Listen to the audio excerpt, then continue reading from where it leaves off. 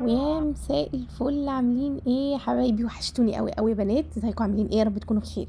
حبايبي اصحابي واخواتي، وبصوا إيه كل اللي في الدنيا، بجد والله بحبكم قوي قوي.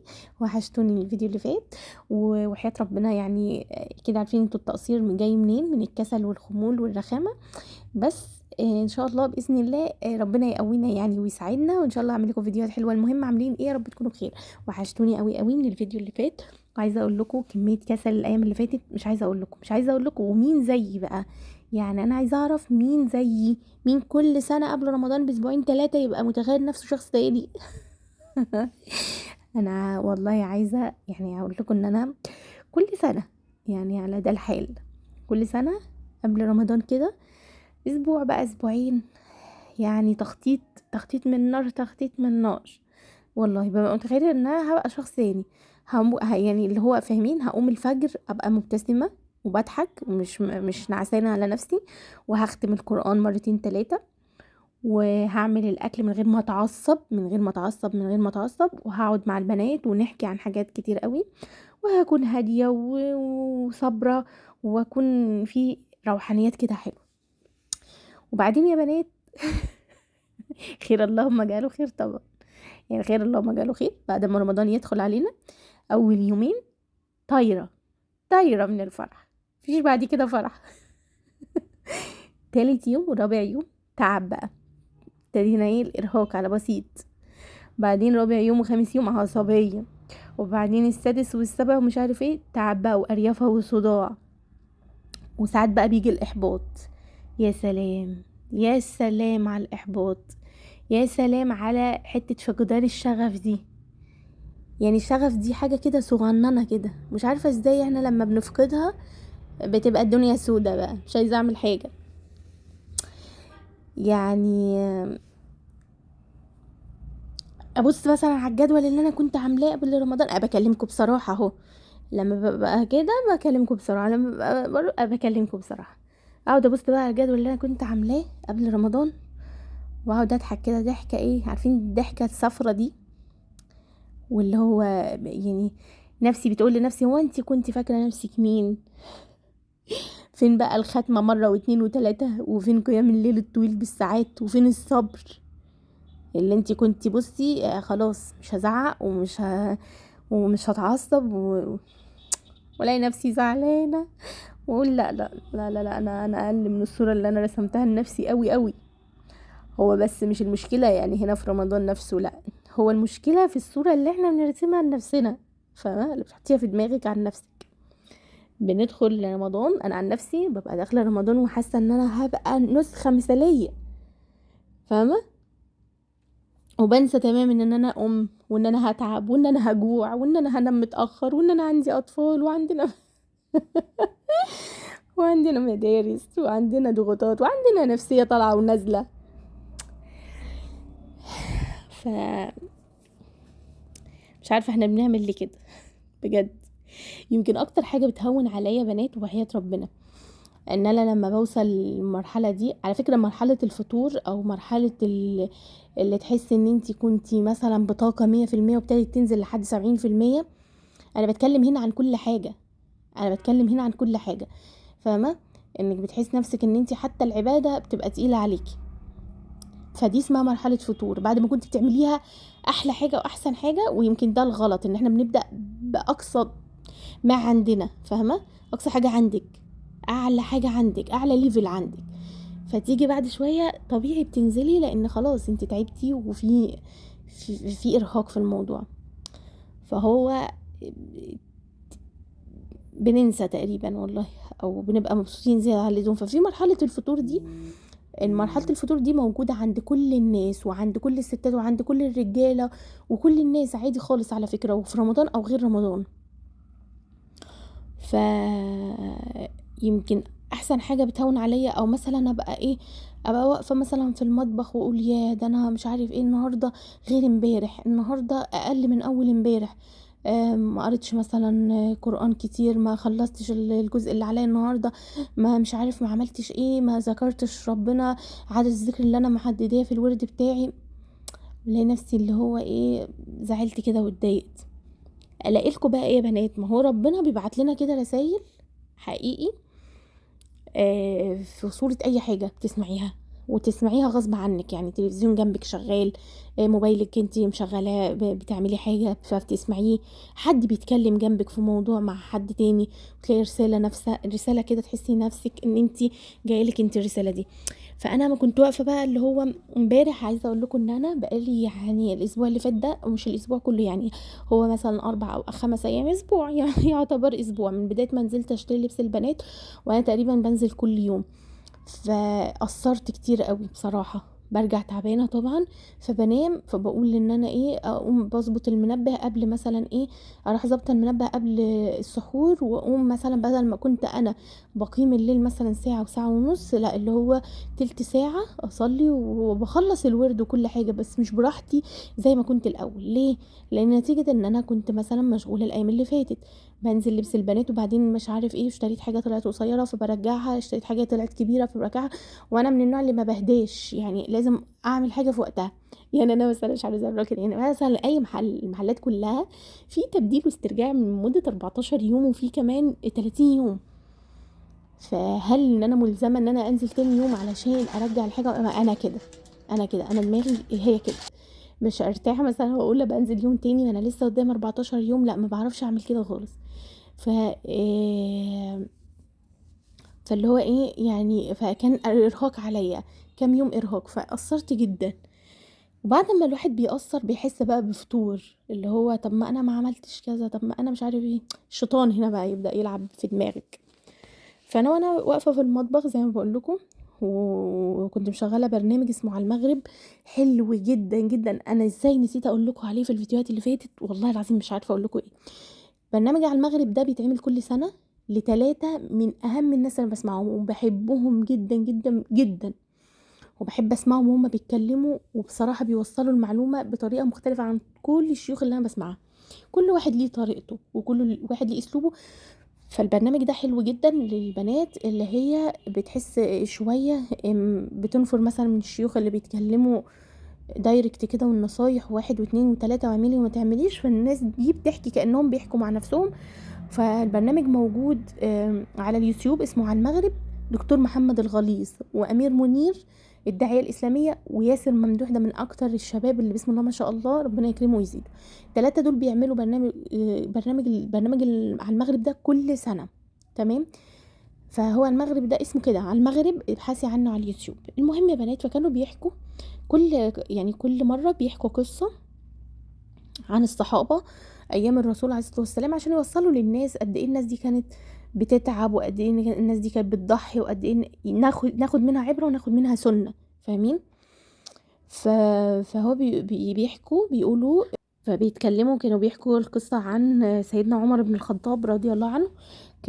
وده كان من أقوى الناس إيمان، يعني كان من أقوى الناس إيمانا حقيقي، من أقوى الصحابة في الإيمان بتاعهم، كان مؤمن جدا جدا وقوي جدا جدا. فكان دايما بيقول حاسبوا أنفسكم قبل أن تحاسبوا، فاهمين؟ مش معنى ان هو كان قوي جدا وان هو مش عارف ما حصلش وان هو من اقوى الناس وكده انه ما كانش بيراجع نفسه، لا. ومش معنى ان هو كان صحابي ومن اقرب الناس لسيدنا النبي عليه الصلاة والسلام ان هو ما كانش بيحس بالتقصير، بالعكس، فاهمه؟ فاحنا طبيعي نحس بالتقصير، فاهمه؟ فبحس ان ربنا يعني اللي هو ايه، بي بيبعت لي رساله، لا انت ما تحسيش، خصوصا الوقت لما ببقى واقفه ببقى متضايقه من نفسي جدا ان انا قصرت النهارده امبارح مش عارف ايه، الاقي رساله كده، تمام. كانوا بيحكوا في موقف تاني برضو ان سيدنا ابو بكر الصديق رضي الله عنه وارضاه، هو من افضل الناس ومن افضل الناس بعد الرسول عليه الصلاه والسلام، ده عارفينه، كان دايما بيقول ليتني شعره في جنب عبد مؤمن. تخيل يعني ابو بكر، تخيلي سيدنا ابو بكر، وكان بيخاف من التقصير. فاحنا ما نستغربش ان احنا دايما بنحس بالتقصير ونحس ان احنا مش كاملين، فاهمه ازاي؟ بس ف طيب، طب يا مني بترجعي الشغف ازاي؟ هقولك انا النهارده ان شاء الله باذن الله ناويه ان انا بعد ما بخلص الفيديو باللي هو بنعمل حاجه ازاي،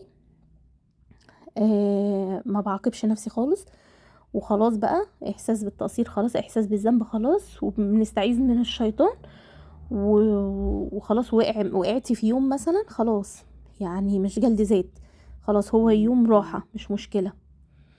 وتاني حاجة بقلل التوقعات طبعا في نفسي، مع اللي هو خلاص، وبدل ما انا هقول مثلا خلاص احنا خلاص على نص رمضان وانتوا عارفين رمضان بيجري، بدل ما تقولي انا كنت هختم مرتين، خلاص اقري صفحتين بتركيز. تمام.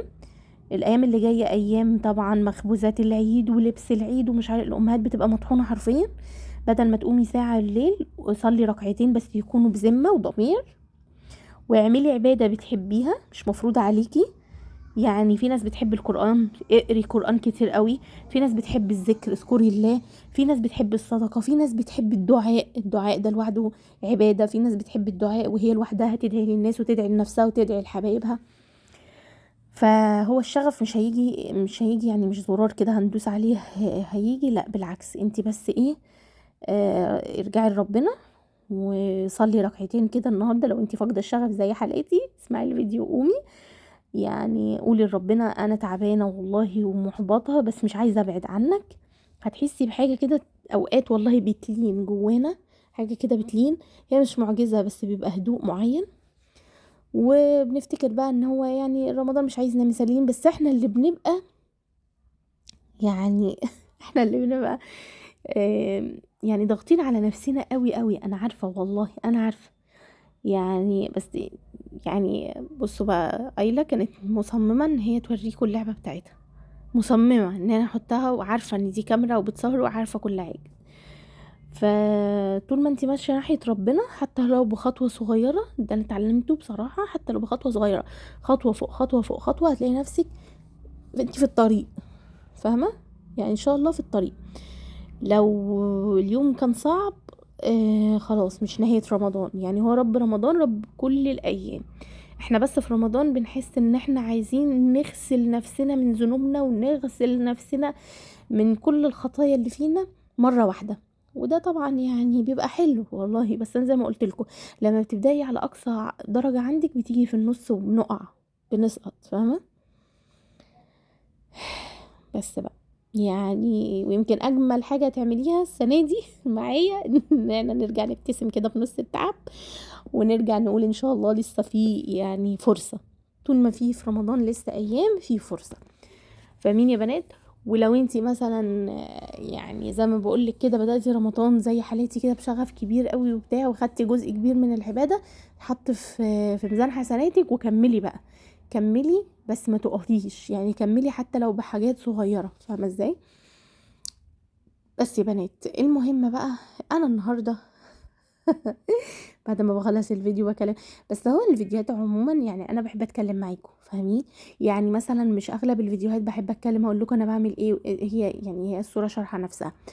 اوقات في بنات بتقول لي يا اماني انا ما بنحبش تتكلمي في موضوع وتبقي بتعملي حاجه تانية، لان في بنات بتبقى هقول لكم هم متقسمين لقسمين. يعني في ناس او في بنات بتحبني اشرح اللي انا بعمله علشان تستفاد من اللي انا بعمله، فاهمه؟ في بنات تانية لا يا اماني اتكلمي في مواضيع عامه وتكلمي في مواضيع تفيدنا وكده. فانا بحاول يعني اي حاجه بتحصل لي مثلا احس بيها، خلاص انا بحس ان يعني حاجه حصلتني انا كاماني، انا بحس ان بنات كتير بتحس بيها فبحب اتكلم عنها، فاهمين؟ انا مع القسم ده اللي هو انا ببقى بعمل حاجه وبحكي لكم على حاجه تانية. ليه بقى؟ علشان اوقات مثلا ايه بيبقى الحاجه شارحه نفسها وانا بعمل ايه. طب مثلا انا عملت النهارده صينيه بطاطس بالفراخ مثلا، عملتها كذا مره، مش معقوله كل مره هقعد اقول نفس الطريقه نفس الطريقه، هتزهقوا، فاهمين ازاي؟ وبرضه بعذر البنات اللي بتقولي اتكلمي في الحاجه اللي انت بتعمليها، لان اوقات كتير ببقى بعمل حاجات جديده فعلا ومبقاش منتبهه ان انا اشرحها كويس، فالموضوع بيبقى صعب شويه متعب يا بنات، بس انتوا تستحملوني، انتوا حبايبي، حبايبي اللي بيبعتولي كلام حلو قوي والله العظيم يا بنات، وحياة ربنا وحياة ربنا، يعني البنات اللي تعرفني انا كده كده يعني ببقى يعني جزيل الشكر ليها وبحبها وفي قلبي وكده. قرايبي ومعارفي مش عايزه انسى حد، تمام؟ بس البنات اللي بتبقى غريبه عني وتعرفنيش اصلا، تعرفني من خلال الشاشه الصغيره اللي ماسكاها وعارفه اماني، وكونت يعني كونت صوره عن شخصيتي مثلا من خلال فيديو انا بعمله ولا بتاع، وحبتني وخدتني قدوه ليها، خدتني مثل ومش عارف ايه وكلام كده، انا اقل من كده بكتير. بس لما بتقولي كده وتقولي يا اماني انا مثلا اتعلمت منك كذا وكذا مش عارف ايه، والله العظيم يا بنات في قلبي، يعني البنات اللي قريبين مني واللي عارفيني دول حبايبي، دول كده كده حبايبي بيدعموني من زمان. ويعني وفي بنات، في بنات بتدعمني والله العظيم 3 حتى من غير ما بتتكلم ومن غير ما بتعلق لي ومن غير مش عارفه، ببقى عارفه بحبها ليا وببقى عارفه ان هي بتشوفني وببقى عارفه ان هي بتتمنى لي الخير. وفي بنات بتتكلم وبتقولي كلام حلو برضو، يعني في انواع كتير، يعني في ناس تعرف تعبر وفي ناس لا، وانا مقدره كل الانواع دي. بس البنات الغريبه اللي ما بتعرفنيش او اللي اتعرفت عليها من خلال القناه، وهم بنات كتير جدا من اللي بيكتبوا لي كومنتات، والله العظيم ما جمعنا مكان ولا جمعتنا مكالمة حتى تليفون، لكن والله العظيم 3 كمية حب وكمية دعاوي وكمية كلام لطيف جميل بيدل على يعني جمالهم وصفاء صفاء ايه، صفاء قلوبهم، يعني قلبهم صافي وجميل وبيحبوني وانا بحبهم في الله.